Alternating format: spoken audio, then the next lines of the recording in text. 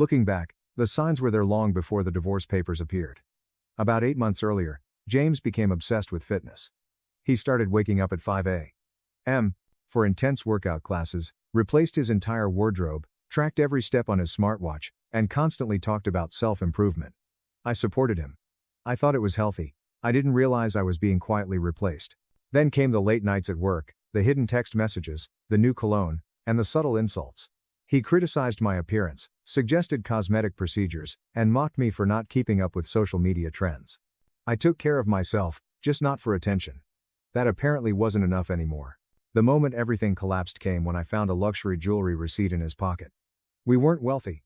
That purchase made no sense. When I checked our joint savings, I discovered months of small withdrawals, amounts just low enough not to raise alarms. When I confronted him, he didn't deny it. He laughed. Instead, he handed me divorce papers and said his lawyer believed I deserved very little, since I had contributed nothing to the marriage. He proudly announced he was moving in with his new girlfriend, Aurora, a fitness influencer he met at the gym.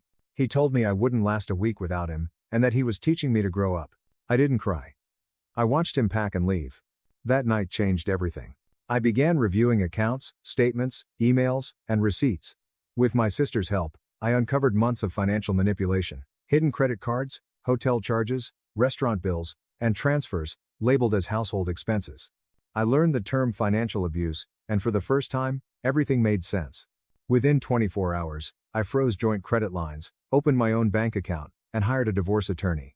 That's when James started calling. Angry calls turned into threats. Threats turned into panic.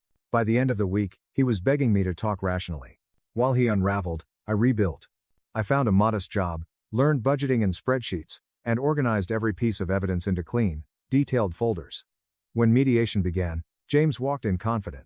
He left shaken. The proof spoke louder than any argument. His lies eventually caught up to him. His girlfriend realized he wasn't rich. His employer discovered expense fraud. His reputation collapsed without me lifting a finger. 6 months later, the divorce was finalized. No drama. No revenge speeches. James lost his lifestyle, his job, and his image. I gained independence, confidence, and peace. The most satisfying part wasn't watching him fall. It was realizing I was never useless. I was just invisible until I stopped holding everything together for him.